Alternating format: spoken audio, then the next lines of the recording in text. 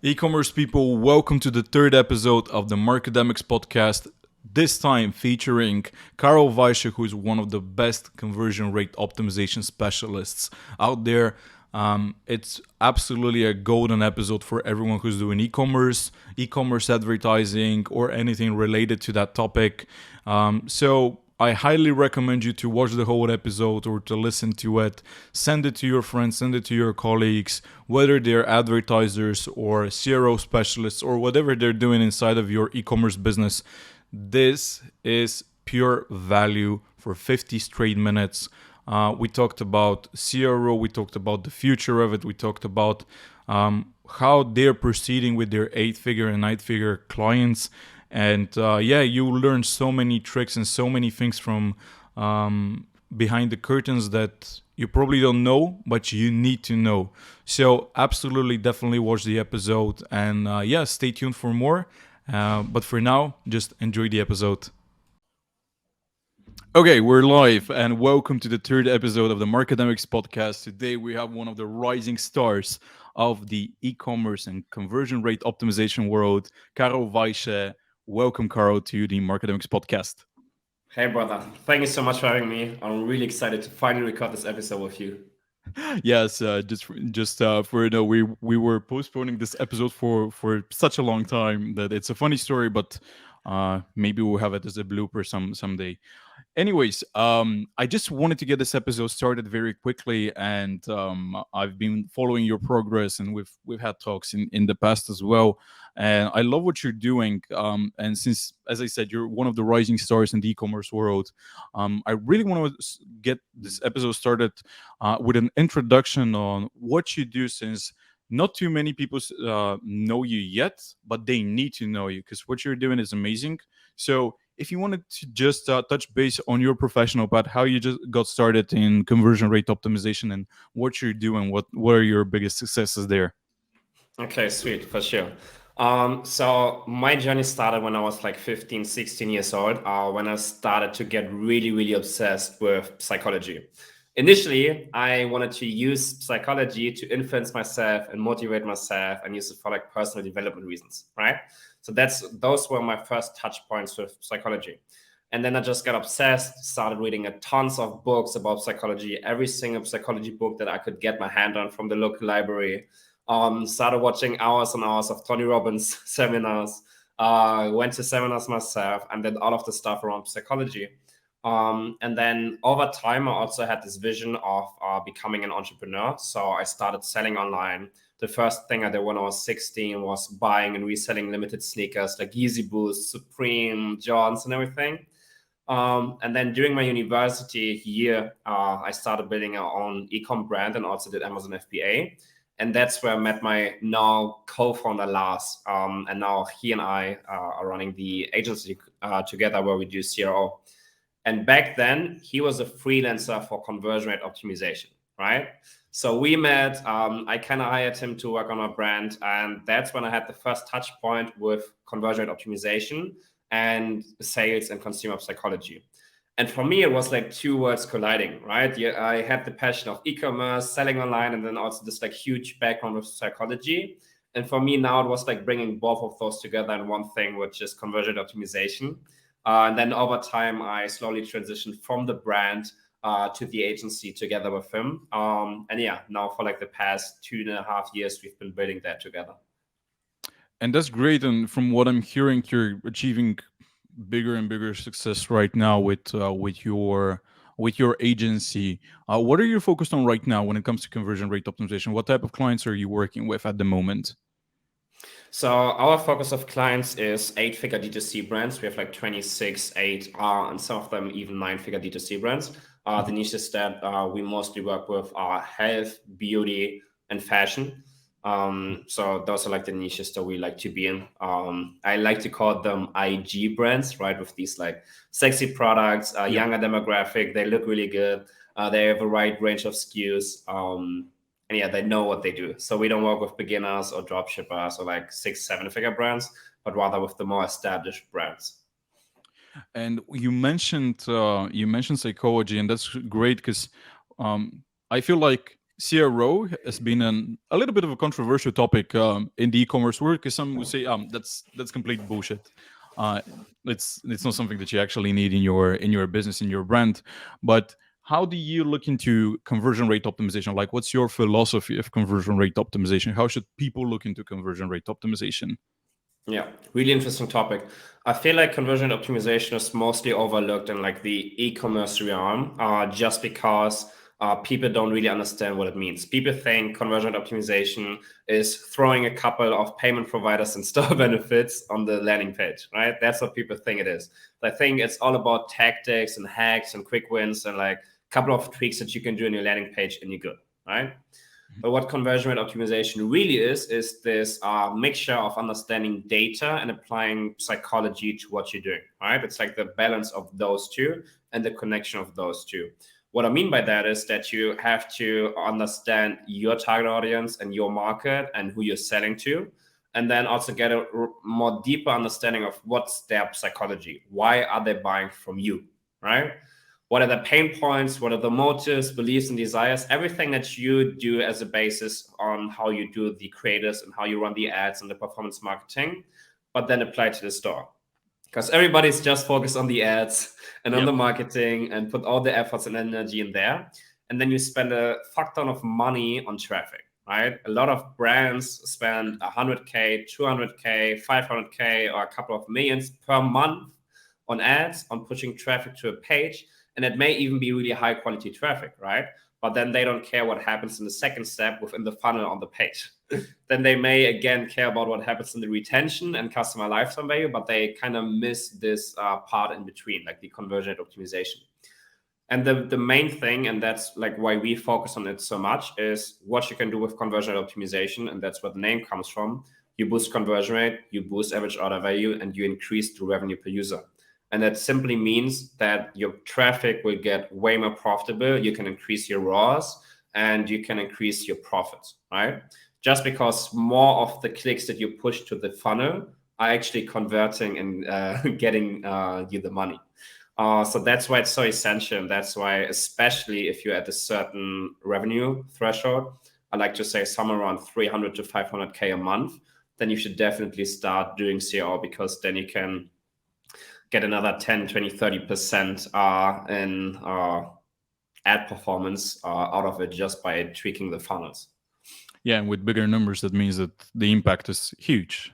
So for a brand that's making like $500,000 a month, 10% increase in sales could be like a huge thing for their profits in Yeah, general. definitely. So with these 8-figure brands, and that's why we like them so much, we do a couple of tweaks on a page. We increase conversion rate by 5 to 10%, and that's a couple $1 million in additional revenue that they will make a year, just because of this, what seems like a tiny improvement on their conversion rate. I mean, that's great. Um, I have this question: what's your favorite conversion rate optimization myth that people have in the e-commerce world? Um, I think a myth is that they think it's like the same for like every store, right? It's same if I would say you can use the same score stopper for every creative that you do. Doesn't matter the product, right? So they think on every single store you can do the same stuff and it's always the same. Like you can always add the trust badges and the payment providers under the call to action, and it's going to increase your revenue, right? They think Yeah. I think that's the biggest myth there is around the whole topic of CRO. Since I started this podcast so that we can share really valuable information to our listeners and to everyone who's interested in e-commerce, what's the most important data that you're looking at when you're working with a new client? You get a new project. What do you do? What's the data that's super important for you? What's the first things?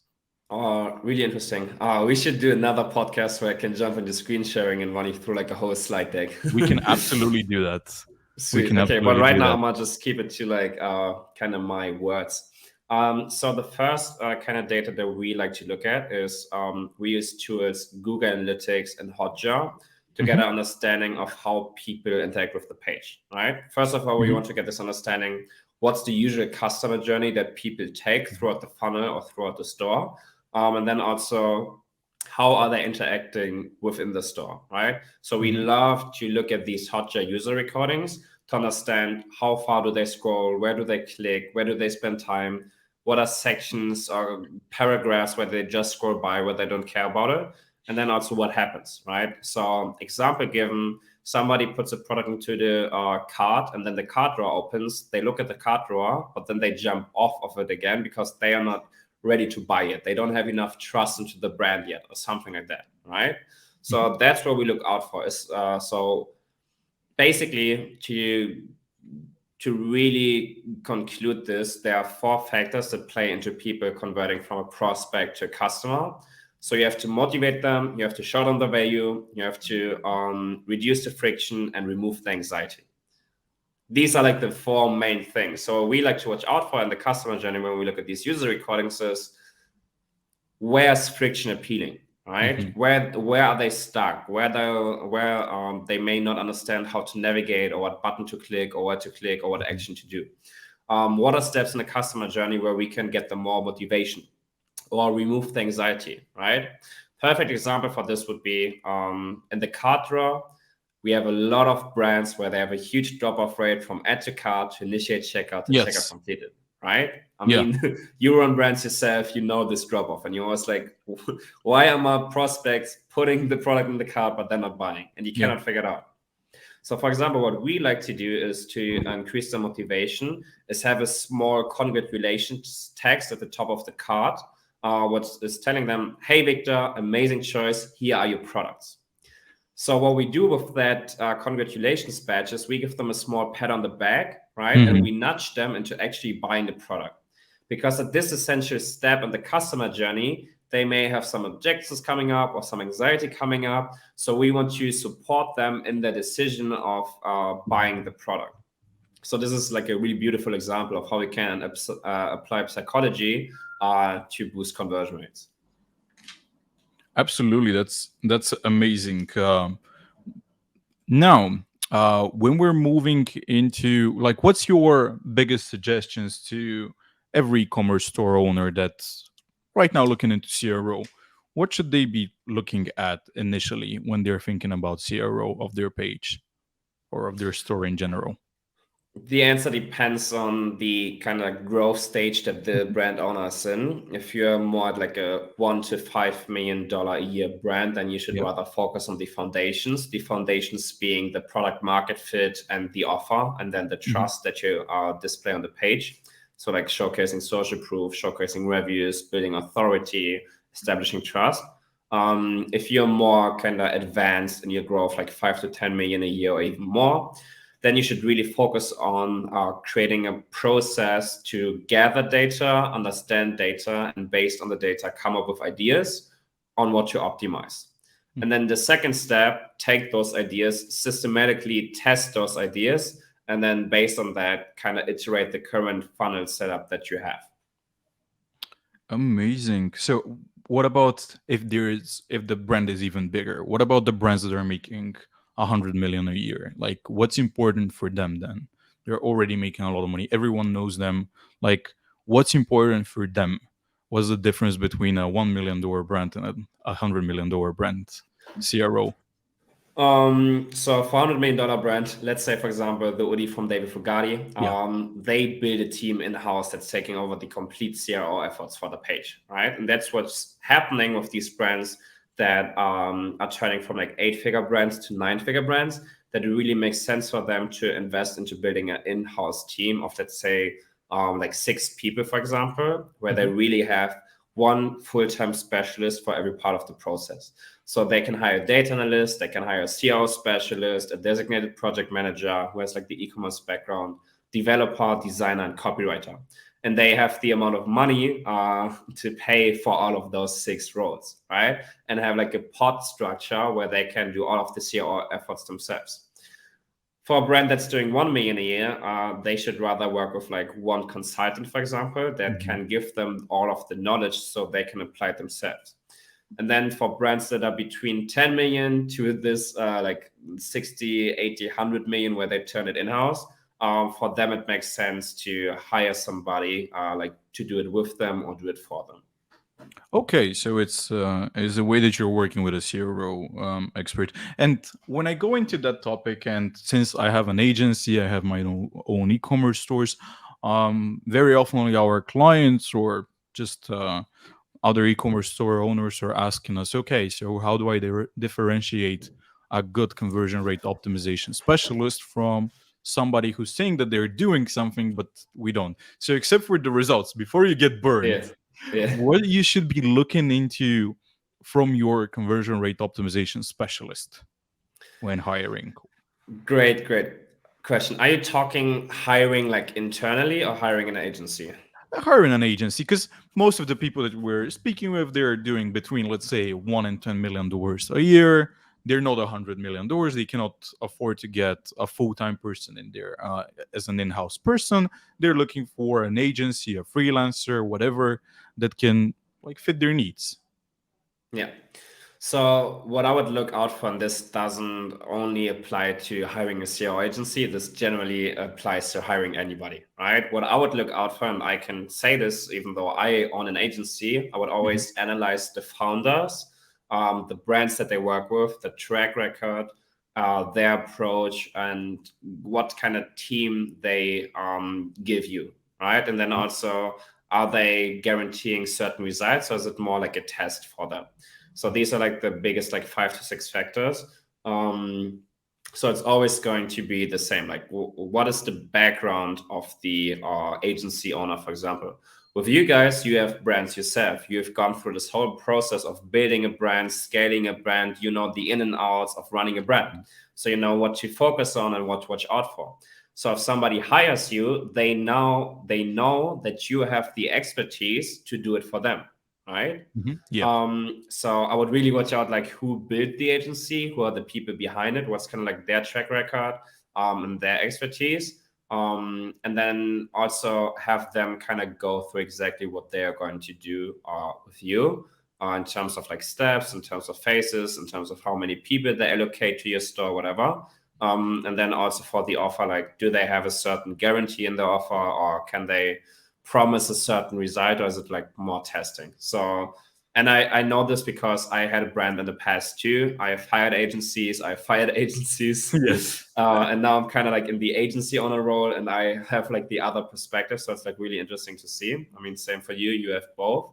Hmm. Um, but yeah, those are like kind of the efforts that I would look out for. And obviously, at the end of the day, it all comes down to profit. So how much profit can this agency generate for you, right? You pay a certain retainer to the agency, they can scale you or they can get you an additional revenue. How much profit in comparison to how much you're paying the agency is like at the end of the day there for you as the brand owner.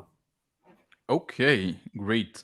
When we're moving into other valuable things in the CRO world, what are your favorite tools? What are your, let's say, top five favorite tools that are coming handy when you're doing CRO?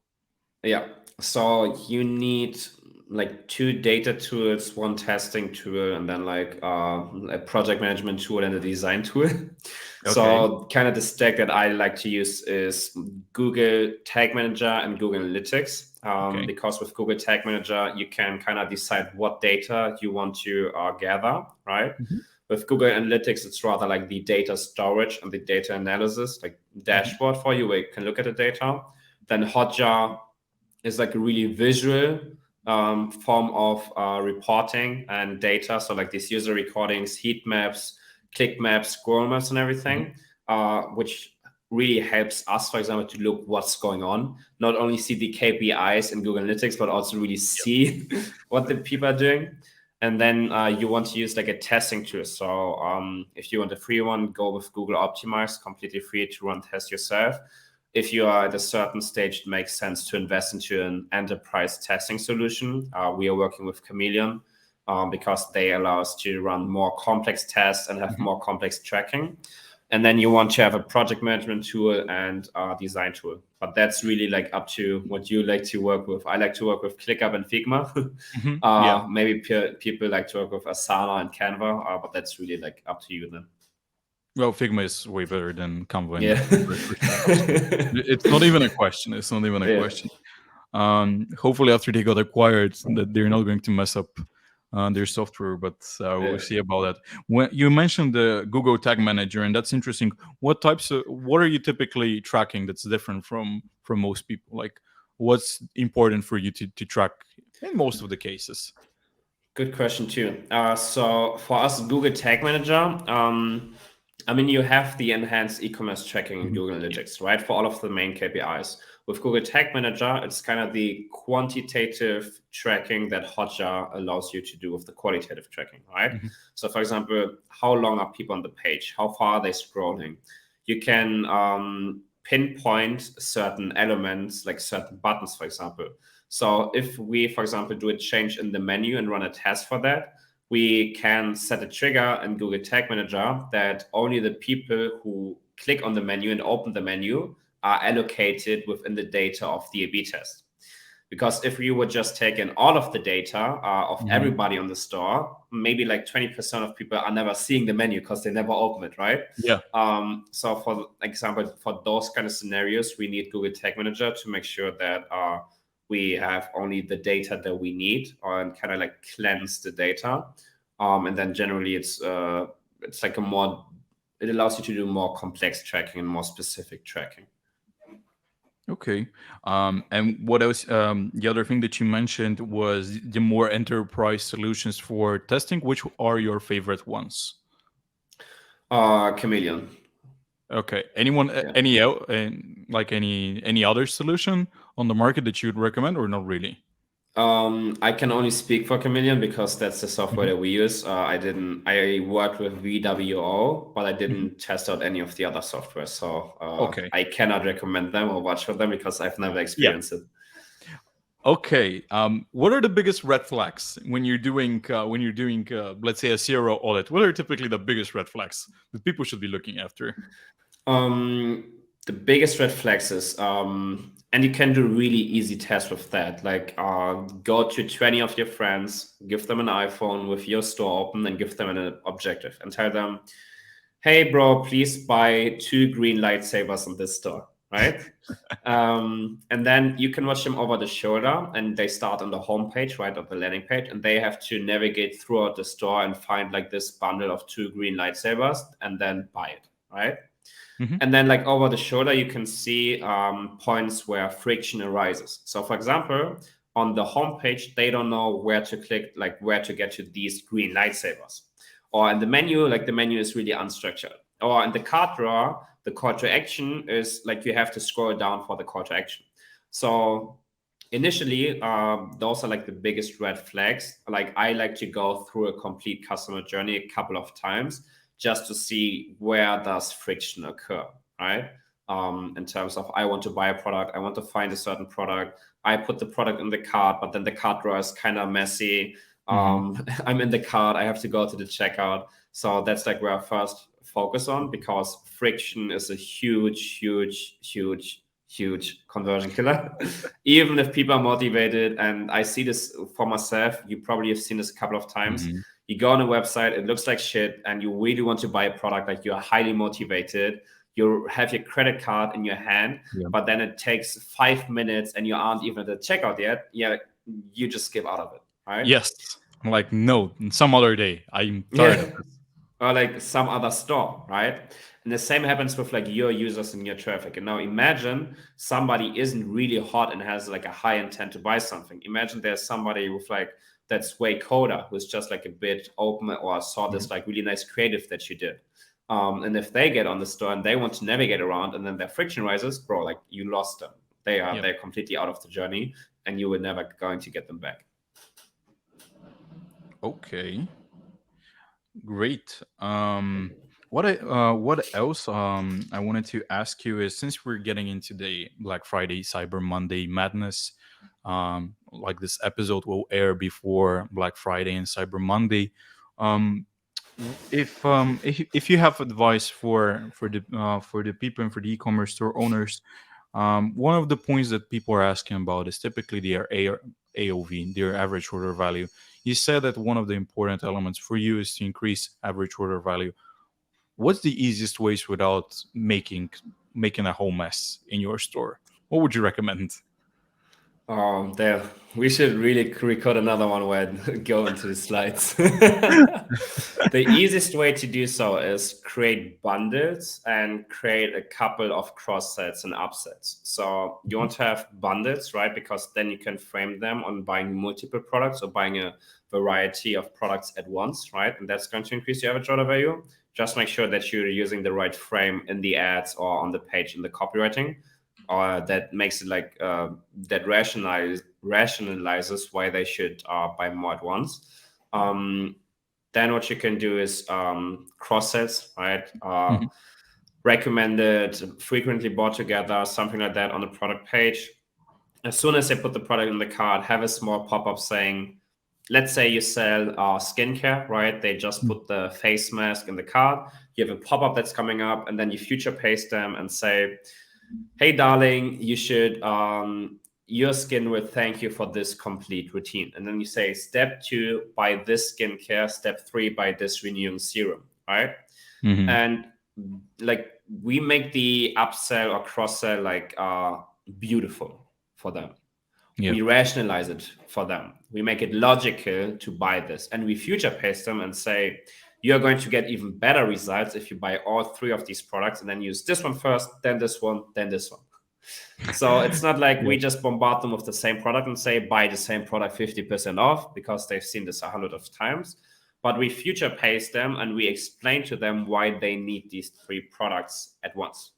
And then it's like much more likely that they actually go to buy it. And then a really, really good way to increase the average order value too is in the checkout process, after they've bought, after they've clicked with their credit card details, clicked on buying, have an additional page where you say your order is confirmed, one-time offer, this beauty set, right? If you're selling skincare.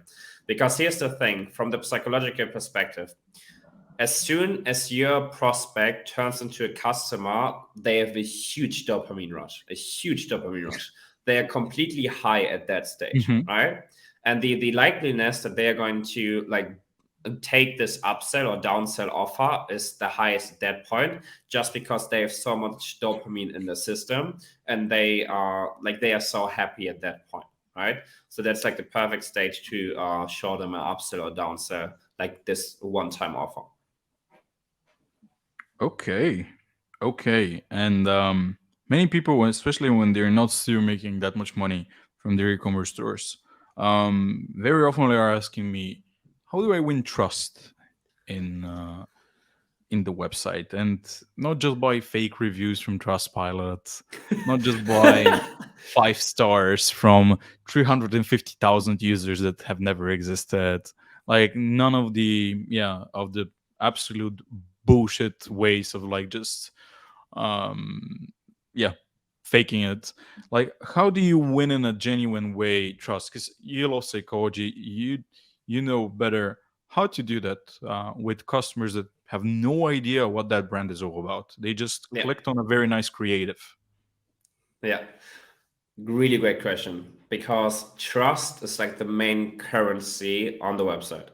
For the ads, the main currency is attention, and then on the website we want to build trust. So Yeah. thanks so much for asking. um, Basically, there are a couple of factors that play into trust or that will build trust. First of all, it's like the UX, UI, and the brand experience. Because if you invest into a more like branded store, right, and you go away from these like basic drop shipping themes, and it looks really unique, then you instantly have more trust just because it feels more like a brand, right? It's a lot about how they feel. It's a lot about their emotions, so it feels more like a real brand. Secondly, you have all of these different factors that I will take you through now.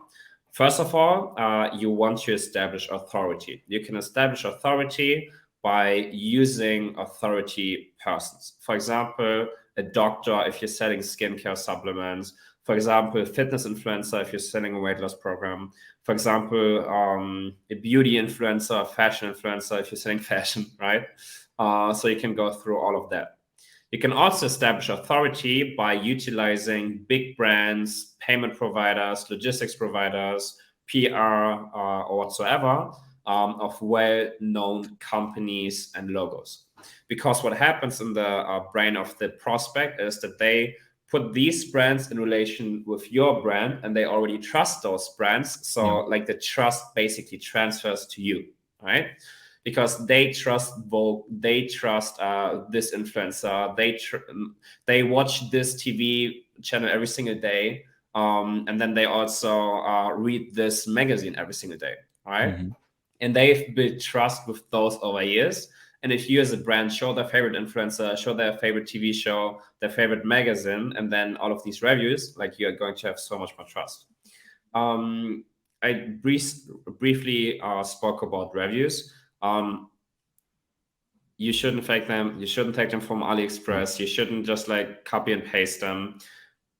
People get I'm missing the English word, but people get used to seeing that. People can nowadays tell what's fake and what's real. Yeah. For they've been bombarded for 6-7 years with drop shipping now. They got used to it. They can instinctually say if it's like drop shipping or if it's like trustworthy, right? Hmm. So if you're using reviews, you want to make sure that you have a beautiful reviews widget where you have the image, where you have something like a badge that's saying verified customer, where you Hmm. maybe even add their Instagram account, where you tell the name, maybe even the state or location that they bought from, and just like make the whole experience really trustworthy. And the last thing is so-called trust badges, where, for example, we have a badge that's saying, we already have 55,000 happy people in the Obvi community that are using our supplement every single day, or whatever it may be, right? Those kind Yeah. of trust badges, or like a guarantee, like we are so confident in our product and that you're going to love it that you have 90-day money back guarantee. If within 3 months after receiving the product, anything happens, you don't like it whatsoever, we will take it back free of charge. So those kind of like trust badges, that's why they're called trust badges, also plan to trust. So those are like the 3 big levels that you have for building trust. Very nice. And you mentioned it briefly, but I wanted to ask you: do you recommend user testing, paid user testing? Do you do that? And do you recommend it for e-commerce brands? Should they do it? Great And how question. should they do it if they do it? Yeah, sometimes we do it. That's the example that I was talking about earlier, right? You give it to 20 friends and you look them over the shoulder so they can user test your page. Hmm. You can do free user testing or like on a really small plan with Hotjar because you have these user recordings. You're not Hmm. giving them an objective, but that's like the most authentic way Yeah. of user testing because they don't know that they are being recorded. Not unless they're going into the cookie policies and read through all of that, but Yeah. nobody's doing that. Yeah. And then if you want to like really have experts user tested, or you want to you want to pay like an agency or whatsoever to find 200 people to do it, that's fine too, but we rather rely on like the user recordings, or like actually giving it to people so we can look over the shoulder. Okay. Okay. Um, some questions from my colleagues from Markademics that they wanted me to ask you, because we have free time right now to get a consultation from you. But yeah. But jokes aside, what are the biggest things? What are the biggest trends right now in the CRO world? Like, what's changing? Like, what's different from, let's say, 2 years ago? What are people focusing on right now that's actually working? It's funny that you asked because on Sunday I'm flying to Dubai to give a presentation on this, to like what you have to do now and over I like the didn't next couple know. of years. Just as a note, I didn't know about that. So I'm perfectly prepared to like give you the source for that. So it's a trend that we have seen a little bit with some brands this year, but like this is where the industry is going to move towards. Okay. What you have to build are custom funnels that are aligned with your ads that you're running. And what you want to do is based on the awareness stage, based on the emotional stage, and based on like the funnel step that the traffic is in, have a custom funnel in the backend on your store. For example, it's completely different if you send cold TikTok traffic that have seen a 10-second UGC piece to a page, or if you send traffic after 20-minute YouTube views to a page, right? They're Yeah. in a completely different awareness stage and emotional stage. So what you want to do is, based on these different stages and based on the different traffic channels, is have individual sales funnels set up. What you don't want to do, and what a lot of brands and especially dropshippers are doing, is pushing all of the traffic to the same page. They don't care if it's Facebook, cold, Google retargeting, email, whatsoever. They push it to the collection page or product page, or maybe even the homepage, right? So what you want to do is build out these custom sales funnels. And then the key is not have collection page, product page, homepage as a first step, but you want to have custom landing pages. And the formats that are working the best are advertorials, listicles, and then custom landing pages. And then only afterwards, you want to push them to an offer page or product page, and then to like a checkout. So yeah, I wanted to ask you on that. If you're building out, let's say that's a bridge page, basically, or like we had Alex Fedotov on the first episode. We were speaking about a different topic on how to build a sellable business, but he loves advertorials. He's probably the person from whom I've heard the most about advertorials. When you're doing a bridge page, do you recommend it to be a completely different URL, like a different domain, or you want it to be the same domain that you, but like just a different page? It's just not the product page.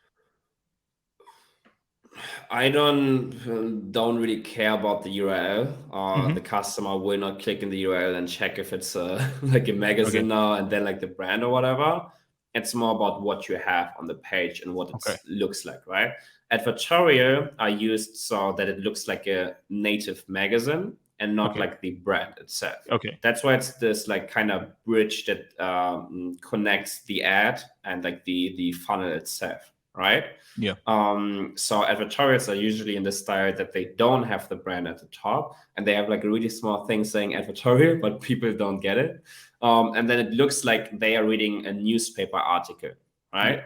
And that's why advertorials are crushing it, because people don't really understand that they are being sold to. They think there's a doctor right now talking about this magical pillow that you have to use so you're getting rid of your neck pain that you had for the last 10 years. And now you have the opportunity to check if there are still some neck pillows available for you to buy now. And only afterwards, you're getting pushed to this offer page, right? So that's why advertorials are crushing it. Same with listicles, right? Listicles is like a short form of advertorial, or it's not really from like one person and not really like an article, but rather really straight to the point. Here are 5 reasons why everybody's going crazy about this pain relief device that you've never heard of. Number 1, number 2, number 3, number 4, number 5. Your biggest and then bullet. They have like a and then they have this like call to action box at the bottom. And this is amazing because usually what happens, people are being met at a different stage, right? When you don't have these custom funnels. You have a cold ad, but then you directly push them to a product page that should be way further down in the funnel. And then it's like really difficult to kind of meet this because they just want to inform themselves about a product, and then you instantly sell to them, and then you lose them. And that's why you want to meet them at the same stage, from the ad to the advertorial to a product page, for example. Or from like retargeting to a listicle to an offer page, or whatever it may be, right? But it's like so essential to meet them at the stage where they're at and have these custom sales funnels built out.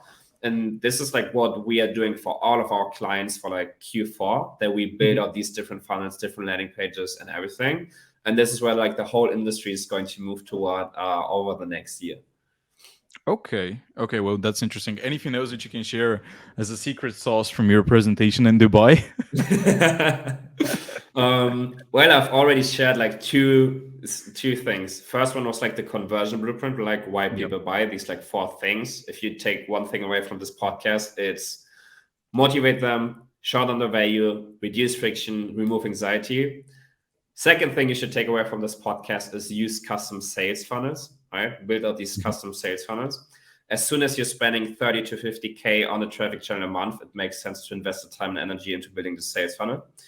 And then the last thing that I'm going to share in Dubai are just like the different case studies of how we improved our ROAS by 20-30% in comparison to a different page, or cut down CPA, by 35% because we pushed the traffic to a different page, right? Like it's insane. So I just have like a couple of case studies to show them the urgency and the power of custom sales funnels. So it's not really a secret, but rather like showing them these case studies so they understand why they should do it. Because otherwise, it's just that I'm talking about why SEO is fantastic. I'm talking about why sales funnels is fantastic, and everybody can talk all day long. But I want to kind of show them the math behind it and like the improvements that they get from using these funnels. Okay. My next question to you is, where are you getting your inspiration from? Like, how are you getting excited and inspired for new CRO things? Great question. For me, a long time I've been focused on analyzing big brands, right? So for this presentation, I analyzed 45 8 and 9 figure companies and like 20 of our clients, right? Just to kind of understand the commonalities in their funnels and the principles that all of them are using. Because it's not really luck, it's not really random that they had 8 or 9 figures and they are pushing out all of this revenue. Like they're using a system. They all have the same principles that they're using for the ads, for the media buying, for the omni-channel presence, for the funnels, for the retention, for the unit economics, everything, right? You can find the same principles and same commonalities, whether you focus on the paid acquisition, whether you focus on the funnels, whether you focus on the retention, or like the backend. So that was really, really exciting to kind of like study that and do the research. But generally for me, the biggest thing is moving away from like what's hot now, the newest hacks, what everybody's doing, rather to understanding the foundations. So when I was in the Oxford University at the VTOW live event, I met a guy and his name is Will Hodges. And he was also one of the speakers, and that's how I connected with him, because he had this amazing presentation about mental frameworks. And what happened was that he was hired to work at Organifi while they were at 18 million a year run rate. And the CEO told him, hey, Will, I want to take this to 100 million over the next 2 years. And Will was looking at him like, how the fuck? You're doing 18 million a year right now, and you want to move to 100 million over like the time span of 2 years. Like that's a 5x growth. Insane. So he was going back and forth. He was about to quit his new job for like a month, right? He didn't know how to do it. And what he did was, and this is the third biggest secret that I'm going to share, and then we have enough secret sauce on this podcast. Absolutely. What he did was he analyzed what everybody's doing, and he analyzed in the industry what people are putting a lot of value to and what people are undervaluing, right? What he found was that, and he looked at a couple of brands, and what he found was they are paying between 50 to 300K a month to creative agencies, media buying agencies, whatever. Yeah. And some of those spend 300K a month on these agencies, and then they have a copywriter for 2K a month, right? So so what he found is that these D2C brands, that they are all valuing the same stuff, and they are all undervaluing the same stuff. So that's how he was able to have this crazy growth from 18 million to 100 million within 18 months. So he did it. He did it in 1.5 years, in 18 months, from I want to say it again, 18 millions a year to 100 million within 1.5 years. Insane. And he was only able to do so because he had a completely different approach to what the whole industry was doing, right? He didn't follow the footsteps, but he rather had a completely different approach. And that's having both, actually, because if you're going against what people are used to in an industry, you're like, okay, we can completely mess this up, because you can go from 18 million to 8 million as well. Right? You're changing the approach, and you're like, okay, we're changing stuff, and like we can go from, let's say, 2% conversion rate to 1.5% conversion rate. It's not always going up, right? And like here's the crazy part, bro. He did it with Organifi. He left Organifi. He built a repeatable system out of it, and he did it with 2 other brands. Okay. And he did it. Same scenario. They were between. What was the name of the guy again? So for our listeners, to go and follow him as well? Will Hodges. He's not really on social media, Okay. but you can potentially find him online a little bit. But yeah, like insane. So Typically, he people like him are repeated, never online. yeah, The ones that are like they doing don't stuff have in the time for trenches. that. Yeah.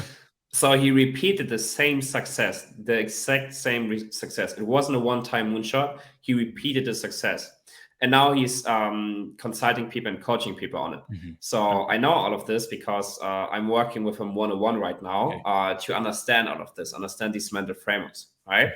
Hmm. And that was the biggest thing for us.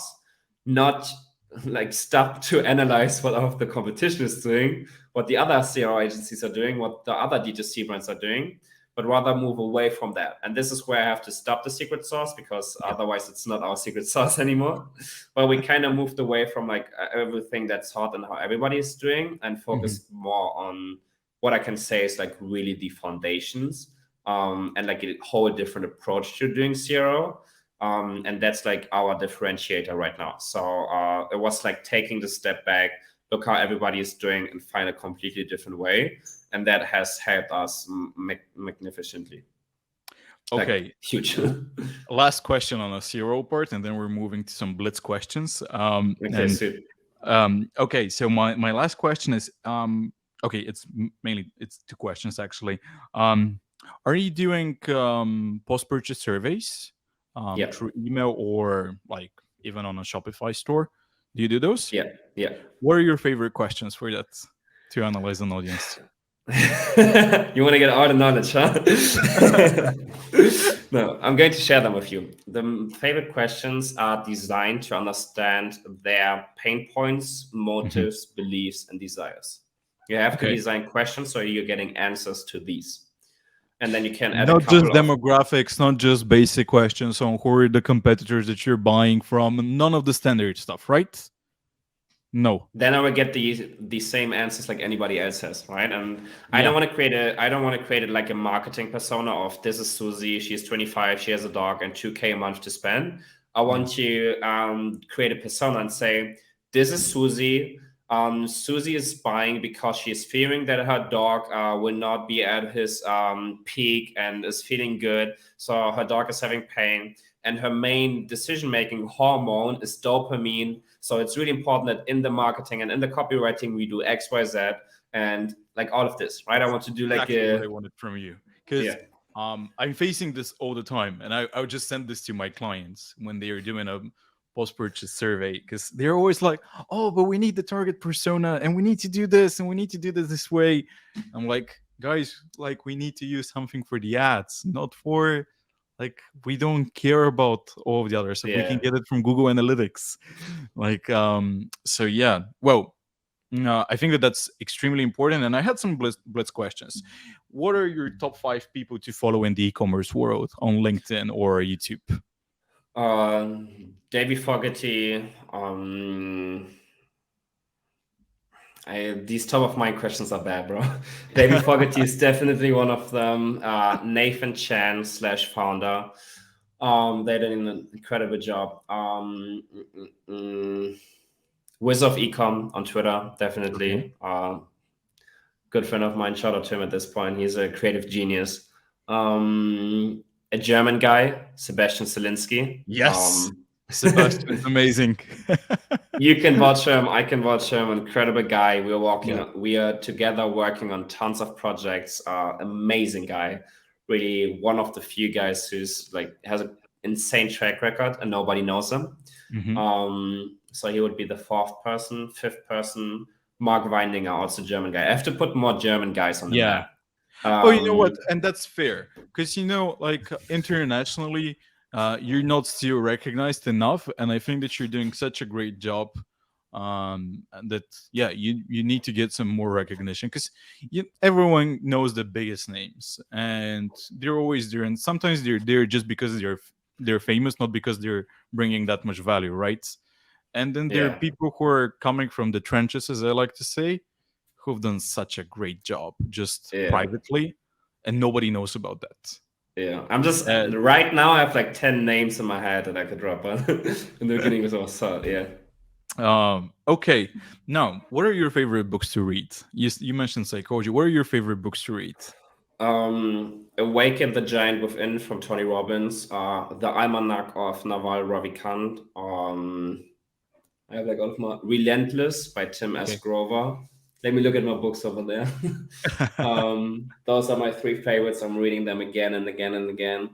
Um, I picked up a lot of breakthrough advertising, scientific advertising, $100 million offers. Um, yeah, I could give you Yep. like 100 books right now, but I want to keep it to those. Okay. What's the one book that has changed your professional career the most? How to Awaken the Giant Within from Tony Robbins, because to explain it to those of you who don't know who he is or who don't know the book, it's like a user manual for your brain. Okay. So it will completely change the way that you think and how you approach everything. And it will help you with your own self and then also with like everybody that you're like working with. So it's insane. Okay. Okay. And last thing, if you can give one piece of advice to every e-commerce store owner out there in the world, what would it be? Stick to the foundations. Okay. Being a big fundamental guy. Yeah. Okay, great. And since our time is almost up, I just wanted to thank you for being my guest. Thank you for being absolutely amazing and sharing so much to everyone. And yeah, because the idea of the podcast is to share value, not to be like, oh, I mean, I know my stuff, and I'll just keep it for myself. But what I've seen is that when I'm helping others achieve great results, they're also helping me become a better person and being a better professional. And I know for a fact that you've grown so much in the past few years, and especially in the past year from the moment I've been following you. And it's probably because you're helping many people and they're helping you as well. Yeah. It's So you get what you give, bro. You get what you give. exactly. So yeah, thank you for being my guest. I have an idea that I'll share with you that popped in my mind when we were making the episode. We can actually make a joint lecture, a CRO, like an e-commerce lecture on, yeah, with the slides, with the presentations, with everything, and yeah, for 8 and 9 figure e-com businesses. But yeah, we can Sweet. talk about it more Yeah. in the future as well. Sure. Thank you so much for having me. This episode was amazing. You're an amazing host, and you asked the right questions. That's like the biggest thing that I see. You have to ask the right questions to get the best answers. So you did that. So thank you so much for having me, bro. Thank you. Thank you. Well, thanks everyone that listened to the third episode of the Markademics podcast. Stay tuned for more episodes when they're live. And yeah, share with your friends or your other e commerce friends and colleagues. That's all for today. See ya. Sweet. Take care.